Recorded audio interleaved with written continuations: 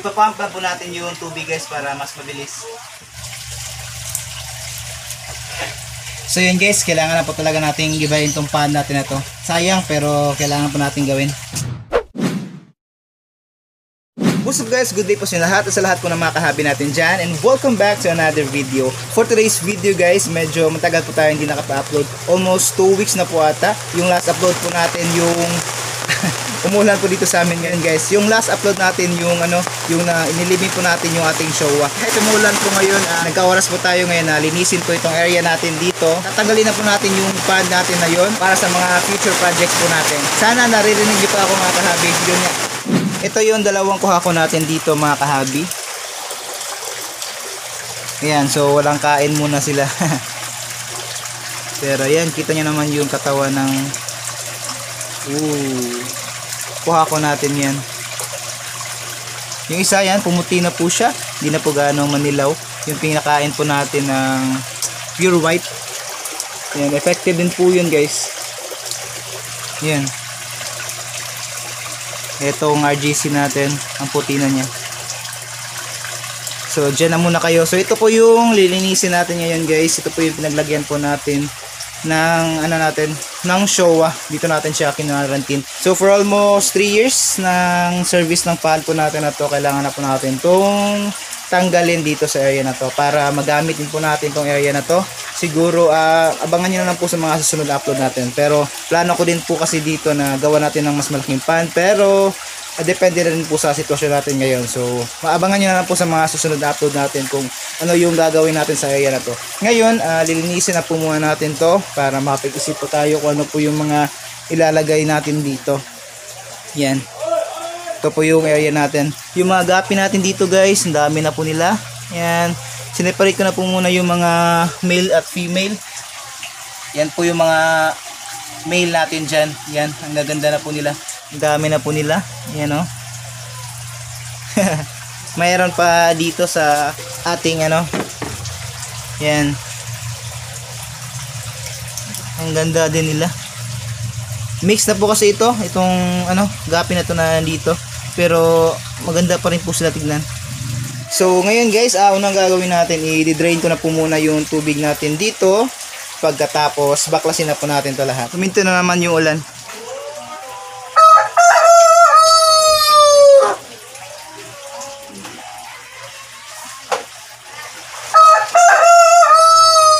Ipapump na po natin yung tubig guys para mas mabilis.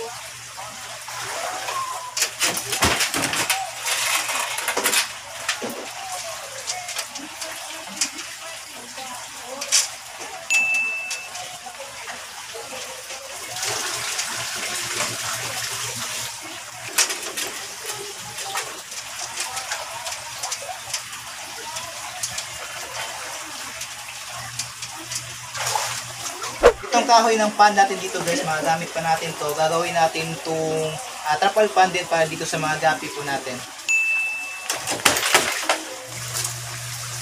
Para mas mabilis yung pagtanggal natin ng tubig ito, gagamitin na lang po natin itong timba.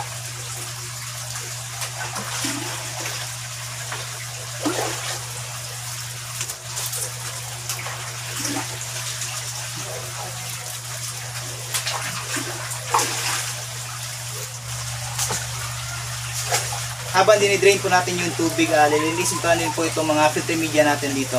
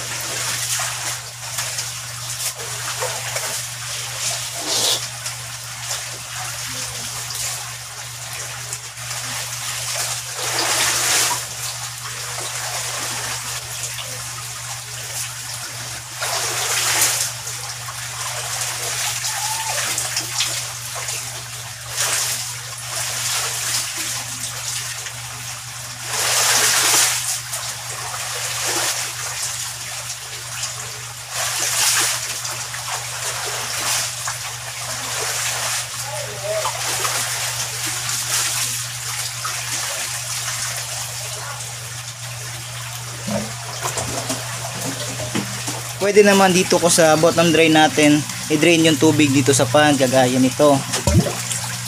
Yan, kaso yung problema natin, umulan po kasi kaya puno na po itong tubig natin dito, kaya yun, pump na lang po yung ginamit natin para doon pupunta yung tubig. So napakadami din po nating memories dito sa pan po natin ito mga kahabi, doon sa paggawa po natin dito, saka yung paglagay natin ng mga alagang isda po natin dito, kung saan yung mga isdang yun, doon po tayo mas natuto sa pag-alaga ng koi. Kaya napakaraming memories po talaga ito. Gutom pa rin itong mga alaga natin dito kahit umulan, kahit malamig. Yan, nag-aantay pa rin na pagkain pag dumudungaw tayo dito. Yan, ang tatakaw. Konti na lang yung tubig. Kailangan na rin talaga natin itong tanggalin yung tubig dito. Baka pamugaran pa ng mga lamok. Ayan po mga kahabi, natanggal na po natin yung tubig dito sa pan. Ayan. Tapos nalinis na po natin itong mga filter media po natin dito. Ngayon, oras na para gibayin po natin itong pan na to. Sa mga kahabi po pala natin dyan na mahilig manood ng mga Papa Good Vibes na video, iniimbitahan ko po kayo guys na pakisubscribe na po itong YouTube channel na to, at saka pakifollow na rin po itong Facebook page po na to mga kahabi. Kasama po tayo dyan at dyan po tayo nag-upload po tayo dyan ng mga Papa Good Vibes na video, aside po dito sa fish keeping po natin. Dyan nyo po makikita yung other side po natin, yung kakulitan po natin.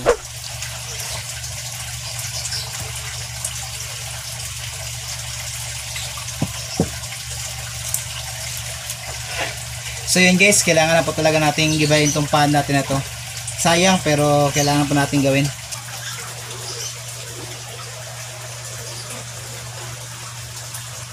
Simulan na natin.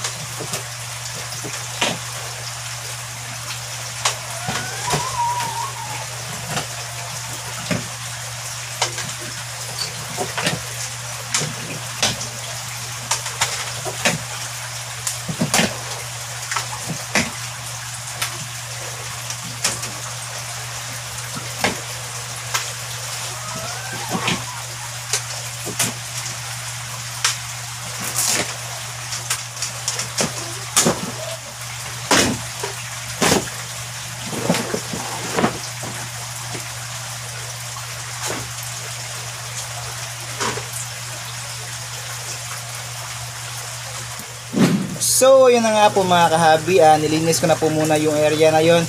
Tsaka, abangan nyo lang po yung mga susunod na upload po natin kung ano po yung gagawin natin doon. So, yan. Ito po yung mga isda natin dito. Papalitan po natin tong fins or itong harang ng pan po natin dito. Kahoy po kasi siya, tapos, yun, natatalsikan ng tubig, lalo na dun sa part po na yun sa dulo. Kaya, rumurupok na po siya. Kaya kailangan po natin itong palitan. Tapos ipapalit natin dito kagaya po nung sa isang pan natin yung PVC para hindi po talaga siya mabulok. Yan. Tapos ito basta i-renovate din po natin to dito pag na bukas na kayo kakain. Pag nagawa na po natin yung pump chamber po natin dito, tsaka po natin isusunod yung ano natin dito pag renovate natin para na rin di po makapasok or para na rin di po mapasok yung tubig ulan dahil may paunti-unti po kasing nalalaglag dito sa pan po natin. Pero yun pa rin, gagamit pa rin po tayo nito for protection na rin sa pan po natin. Yan po sila. So yun, abangan na lang po ninyo yan sa mga upcoming videos natin mga kahabi.